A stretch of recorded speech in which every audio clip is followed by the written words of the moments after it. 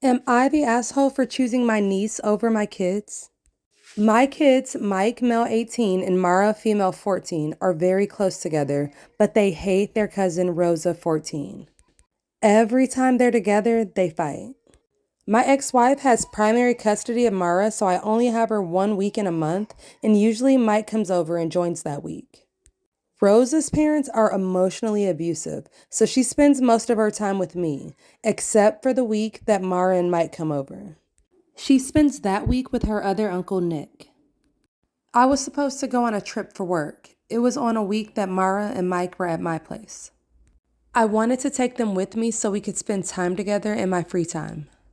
The day before we leave, Rosa called me, crying about something that her parents had done, and she told me that she went over to Nick's house and he wasn't home. I called Nick and he said his wife is sick and they're in the hospital and he can't take Rosa.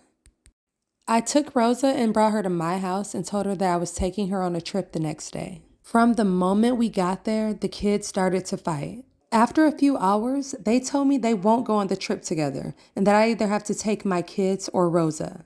I tried to talk to them and convince them to just be nice to each other for a few days, but it didn't work. At the end, they told me I have to choose, and I couldn't take Rosa back to her abusive home, so I took my kids back to their mom's homes and went to the trip with Rosa. Both of my kids are mad at me now. They said that I'm favoring and choosing Rosa over them. I think I made the right choice, but everyone seems to disagree with me. So, am I the asshole?